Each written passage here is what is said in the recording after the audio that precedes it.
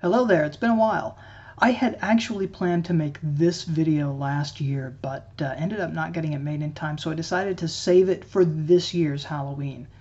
I had several choices when trying to come up with a Halloween video, but I decided I was going to do something about a member of Batman's Rogues Gallery, because if you think about Batman, his whole thing is striking fear into the hearts of criminals, and several of his villains have tended to be also kind of monstrous and grotesque. You think of somebody like Killer Croc or the Scarecrow, whose entire power is revolved around making people scared, like literally to death.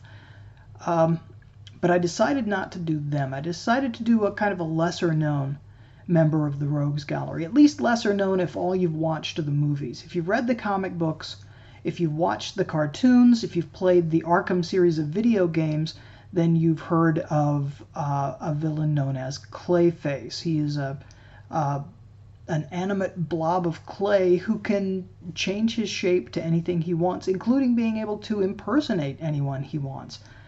But the original Clayface was very different. He was, in fact, a horror movie star, which makes him a perfect subject for Halloween. And we're going to find out where he came from, what he was inspired by, and why I owe Bill Finger an apology.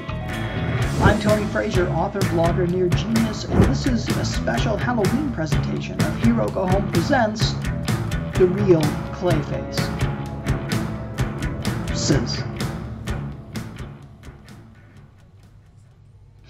Okay, so if you saw my video about the origins of Batman and the Joker, you'll know that writer Bill Finger was not above borrowing from other works of art when he was constructing his plots. He borrowed the entire plot of his first Batman story from a Shadow novel, and he took the opening scene of his first Joker story from a famous movie. So when I first started thinking about looking at this Clayface story, I thought to look for a novel or a movie, probably a pulp novel or a movie, that he might have taken the plot from. And after some searching, I didn't actually find any particular work of art that he stole this plot from. In fact, the more I looked at it, the more I realized that this was just a well-constructed basic mystery story that in fact took a lot of details from real life, from real Hollywood of the time. So in that sense, I owe Bill Finger an apology, because this story was not stolen. This was actually the way he was normally described as working. He would keep files of all kinds of articles and bits of detail from this and that, and then he would just kind of pull all of these separate things together into a story. And that's exactly what he did in this case. Let's talk about this Clayface story. Originally published in Detective Comics in 1940, the story opens with Bruce's girlfriend, Julie Madison, who you may have seen portrayed on screen by Elle Macpherson in the movie Batman and Robin, starring George Clooney. Julie has been cast in a bit part in a movie called Dread Castle, which is being produced by Argus Pictures.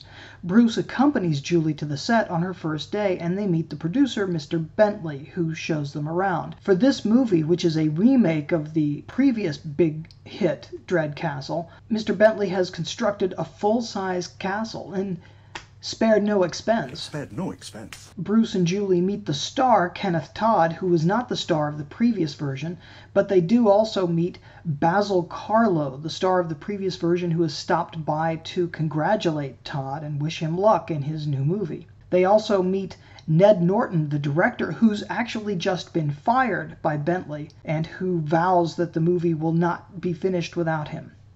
As they're walking, they hear shouting voices, and they meet Fred Walker and Lorna Dane. Not this Lorna Dane. Lorna Dane, whose star is on the rise while her husband's is on the wane, has decided to divorce him, and he swears that she will never find happiness without him. Bruce and Julie leave the set, and as they're leaving, a mobster named Roxy Brenner approaches Bentley and asks about protection money.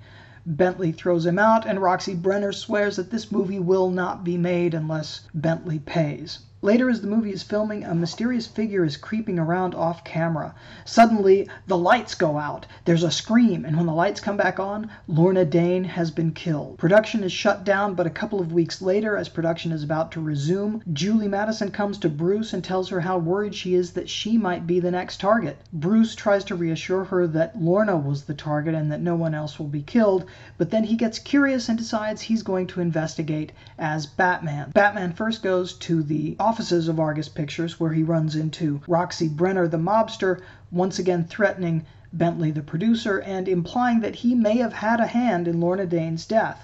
So Batman and Robin beat up the mobsters, and Roxy Brenner admits that he had nothing to do with the death. He was just trying to cash in on it. Next, Batman decides to go visit the home of Fred Walker, the husband or soon-to-be ex-husband. When he gets to the apartment, he finds Fred Walker dying. Walker manages to gasp out that his killer was Clayface before dying. Meanwhile, Robin has been left back at the castle set, and he is attacked by a mysterious figure in a clay mask. Batman deduces that Clayface must have been scouting the set to try to find a place where he could hide and strike from the shadows at his next victim. So, the next day, when shooting resumes and Julie Madison is now in the part of Lorna Dane, Batman and Robin are there in secret. They notice a shadowy figure in the catwalk and they attack, and in fact it is Clayface. When they remove the makeup, they discover that Clayface is in fact Basil Carlo, the star of the original film, who was upset that the new film was being made without him. Mystery solved. Now, as I said, this was a fairly well-constructed mystery. You notice it has something of the structure of an episode of, say, Columbo or Murder, She Wrote, in that we're introduced to all the potential suspects/victims even before the crime occurs. And then after that, we get a number of red herrings, as in any number of Castle episodes, where they decide this person is the suspect, but then that person is cleared. Then they move on to a next possible suspect, who is then also cleared. But what you may not realize, and what I didn't realize until years later, until I was actually researching this, is just how much pop culture and real-life Hollywood lore is tied up in this relatively simple 12-page story. To start off, let's take a look at Clayface himself, Basil Carlo. You may notice that that last name, Carlo, bears a strong resemblance to a horror film star from the 1930s and 40s, Boris Karloff. Now, Boris Karloff was a guy who got his start, or who made his first big splash as the Frankenstein monster in the Universal horror film Frankenstein. Now, that part had originally been considered for Bela Lugosi, who had recently made his first big splash in America playing Count Dracula. But Lugosi considered it a step down to play this mute monster after playing the urbane and sophisticated Count in his first film. So the part was given to a young Karloff, and he absolutely hit it out of the park. He became a sensation. Now, the funny thing is, Boris Karloff wasn't even credited in that first film, so nobody knew who he was. The monster was just credited as ? So when Boris Karloff then appeared in director James Whale's next movie, The Old Dark House, they in fact went to the extraordinary, this is what a splash that Frankenstein role made for him. In his next film, they included a title card at the beginning of the film that said, if you think that the butler in this movie looks familiar, that's because it's Boris Karloff, the guy who played the Frankenstein monster that you loved so much. Karloff went on to play the monster 2 more times in Bride of Frankenstein and Son of Frankenstein. Now, by the time Son of Frankenstein wrapped, Karloff was literally injured. The costume was heavy and uncomfortable. He ended up suffering extreme back pain for the rest of his life as a result of this, 3 times playing the role. After Son of Frankenstein, Karloff called it quits. For the next film, Ghost of Frankenstein, they used Lon Chaney Jr. to play the monster. But for the film after that, Frankenstein Meets the Wolfman, Chaney couldn't play the role because Chaney was also the Wolfman and he couldn't fight himself. So for Frankenstein Meets the Wolfman, the part of the monster was played by, in an ironic twist, Bela Lugosi, whose career had fallen on hard times and who apparently no longer thought it was beneath him to play a mute monster. For the next few films, House of Frankenstein, House of Dracula, and Abbott and Costello Meet Frankenstein, the role of the monster was played by cowboy actor Glenn Strange. Karloff went on to have a kind of a schizophrenic career because while he was greatly respected for his role as the monster and respected as one of the grand old men of horror acting, he was also typecast as a horror actor and was never really able to move beyond that. He ended up starring in a whole lot of movies, hosted his own television show titled Thriller, and toward the end of his career ended up appearing in low-budget exploitation pictures like the Roger Corman adaptation of The Raven and The Ghost in the Invisible Bikini. Now, as to Basil Karlo's first name, you may think that Basil was just a play on Boris, looking for a two-syllable man's name that starts with B that's more exotic than Bobby. But in fact, the name Basil was inspired by another actor named Basil Rathbone. Now, Rathbone is best known today probably for playing Sherlock Holmes in a series of films with Nigel Bruce as Dr. Watson. But he also got his start doing historical dramas. Now, Rathbone was an excellent fencer, so he also ended up playing the Heavy in a series of swashbuckler films. He's the guy who lost a fight to Errol Flynn in The Adventures of Robin Hood. He lost a fight to Tyrone Power in The Mark of Zorro, and as his career waned, he lost a fight to Danny Kaye in The Court Jester. Also, toward the end of his career, he appeared in low-budget exploitation pictures like The Magic Sword and The Ghost in the Invisible Bikini. But you may be wondering, if Rathbone was mainly known for swashbucklers and historical dramas, why is his name being used in this story as a horror actor? And it turns out that there was 1 year in his career when you could consider him a horror actor, and it was this very year. In the year before this story was published, Rathbone appeared in 2 Universal horror films. He actually headlined in 2 films with Boris Karloff, Tower of London and Son of Frankenstein. So at this point in time and no other, Basil Rathbone could legitimately be considered a horror movie star. So let's talk about some other characters in the story. Now, the couple Fred Walker and Lorna Dane, he whose career is on the wane while her star is on the rise, seems to echo the story of A Star is Born. Now, that movie was just recently made starring Bradley Cooper and Lady Gaga, but the first version of that story came out in 1937, 3 years before this story was published, starring Janet Gaynor and Frederick March. And it was a sensation. It was nominated for Best Picture, along with many other awards. It won an award for writing. Similarly, the idea of a movie being remade and having a gigantic opulent set made for it also comes from real life. Nowadays, reboots are common, but back in the 1930s and 40s, reboots really weren't a thing, with one big exception: if they were remaking a movie that had originally been made as a silent film and they were remaking it with sound. If you remember my video about the origins of Batman and the Joker, I talk about the film The Bat, which was a silent film remade only 4 years later by the same director as The Bat Whispers. In that case, sound was so new that they literally changed the title so that you would know that people talked in it. In this story, the remake of Dread Castle would appear to also be a remake of a silent film. And if you look at the clues that are in the story, it takes place in a very large stone structure, and its main character is a guy wearing heavy makeup and who is specifically depicted in the story as a hunchback.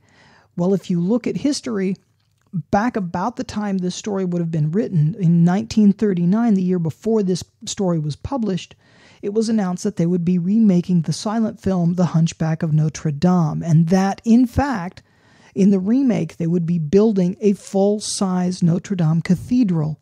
Now, eventually, they cast actor Charles Laughton to appear in the film, but one of the people they considered was Lon Chaney Jr. And if you're wondering why I bring him up again, it's because the star of the original Hunchback of Notre Dame could not star in this one because he was dead, but his name was Lon Chaney. He was known as one of the great character actors. He was called the Man of 1,000 Faces because he was a makeup expert. He designed his own makeup to make himself into, among other things, the Hunchback of Notre Dame, or the Phantom of the Opera, or a vampire in London after midnight. Now, the reason this matters is because in the story, when we are first introduced to Basil Karlo, he is described as a great character and makeup artist, which is to say that even though the character of Basil Karloff took his names from two actors, Basil Rathbone and Boris Karloff, the man he was actually based on was Lon Chaney, the great silent film actor who unfortunately died of throat cancer before the remake of The Hunchback of Notre Dame could be made. Next, let's look at the character of Roxy Brenner, the mobster who's trying to extort protection money from the movie studio. In fact, this is taken from real life as well, if you've ever heard the name Bugsy Siegel. Now, if you don't know who Bugsy Siegel was, or if you're not really familiar with him, he was an East Coast mobster from New York who is best known today for being the guy who kind of made Las Vegas into a thing. He was the guy who turned it into a gambling haven. But when he originally moved west, he came out west to go to Los Angeles and establish the mob's presence there, specifically with the motion picture unions. Now, basically what he would do is he would go to movie studios and say, if you don't pay us this protection money, then you're not going to get the picture made because the union is going to go on strike. And he was close enough in with the union bosses to be able to make that threat stick.